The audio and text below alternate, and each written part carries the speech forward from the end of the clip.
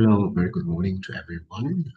Welcome to my Chapter 2 videos, where in Chapter 2 for Stpm Chemistry Semester 1, we are going to introduce electronic structure of the atoms.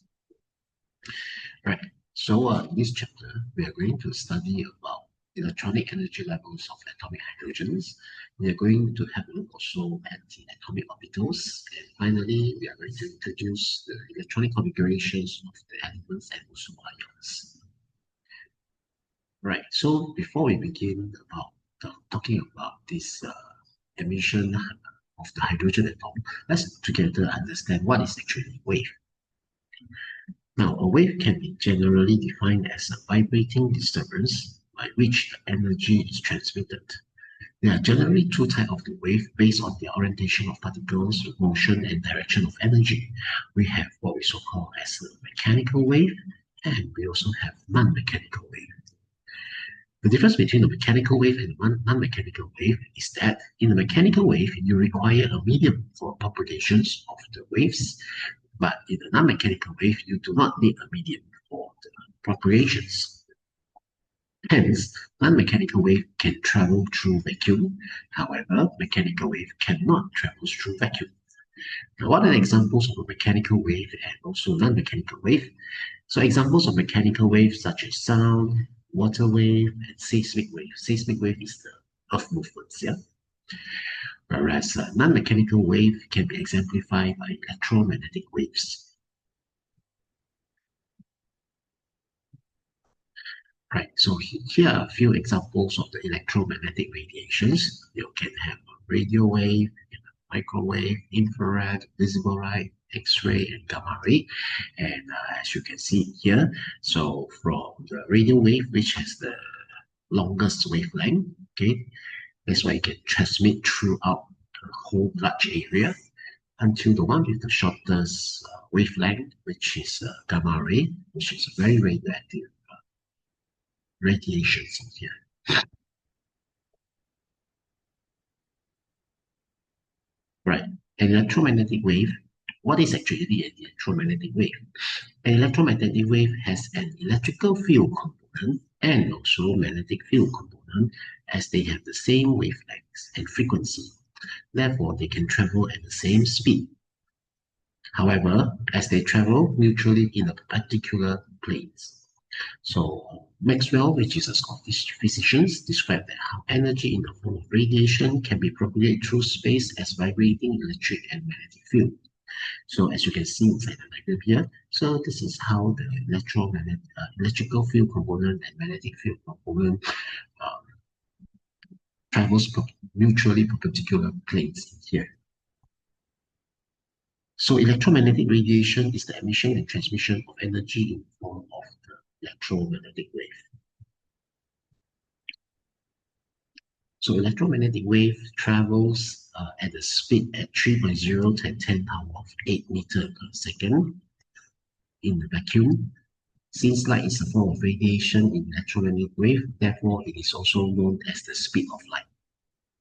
So from here, we can calculate the frequency, where frequency is equals to speed of light over wavelength, where F is equals to C over lambda. So here are a few types of the radiations that we have already identified just now in the beginning.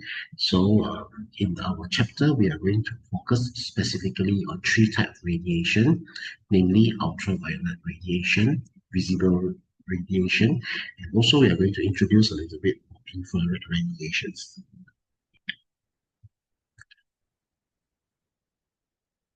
The characteristic of electromagnetic radiation, such as visible light, can be extended in the studies of emission spectrum that is either a continuous spectrum or line spectrum of radiation emitted by the substance. Let's have a little look at the difference between a continuous spectrum and a line spectrum. So a continuous spectrum is light is emitted over a broad range of wavelength or frequency, showing emission in a wide range of energy. This spectrum is smooth and continuous. Whereas in the line spectrum, the exact frequency or wavelength appear as a line, indicating that only certain amount of energy are emitted and none in between this energy. A line spectrum is normally produced by the atom that has been excited here. Okay, so showing to you in here is the emission spectrum for the line in the white light. Okay, the difference between a continuous spectrum and also line spectrum is that in a continuous spectrum, it is superimposed image of both absorption and emission spectra. However, in the line spectrum, it is specifically either only absorption spectra or emission spectra. In between here, since only a specific wavelengths are absorbed or emit throughout the radiations, there are huge gaps in between these lines. However, in the continuous spectrum, there are no observable gaps in between here. So, therefore, it contains all the wavelength of a given range. Unlike the continuous spectrum, a line spectrum only contains a specific wavelengths. So examples of line spectrum and continuous spectrum are emission and absorption hydrogen atomic spectra, whereas example of a continuous spectrum is exemplified by rainbow black body emissions. As we have already mentioned just now, we said that line spectrum is either can be absorption or emission. So let's have a look in details the comparison between an absorption line spectrum and emission line spectrum. So an absorption line spectrum consists of white light, which is the radiation source, okay, where you have the absorbing samples, okay, where it given to the absorbing samples, and then from the absorbing samples, so through this slit port, only a specific amount of line is given, and then the prism disperses the color in the film or detection chamber in here. Okay, so whereas in the atomic emission spectra, okay, as you can see, so this is already the excited sample. Okay, this is already an excited samples. Okay, so in the excited samples, it will radiate on its own, and then through the prisms, it will be given off at the specific lines in here. Okay, so the general difference between an atomic absorption spectra and an emission spectra lies at, in absorption spectra, electron from the ground state absorb the radiation and excite to a higher energy level.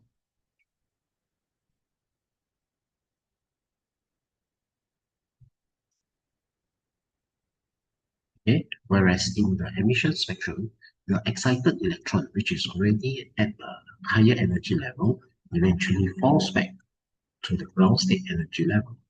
At the same time, emitted the electromagnetic radiations in here. So therefore, the difference between an absorption and emission spectra can be defined as the spectrum obtained by transmitting electromagnetic radiation through a substance, whereas an emission spectrum can be defined as a spectrum of electromagnetic radiation emitted by a substance. So an atomic absorption spectra produced when electron in an atom absorb the energy, whereas in the atomic emission spectra, it produced when electron in atoms release energy. So this is the examples of these are the differences between the atomic absorption spectra and emission spectra. So as you can see from the diagram here, an atomic absorption spectra only absorb at a certain wavelength. So that is why you see the black lines in between the continuous spectrum. But inside an emission spectrum, it only emit light or emit energy in the form of the line spectrum, and that is why it only shows at a certain wavelength or certain energy here. So from here you can see that inside the atomic absorption spectra, the line spectrum is shown in the dark line, whereas the emission spectrum is shown in the colorful line. Okay.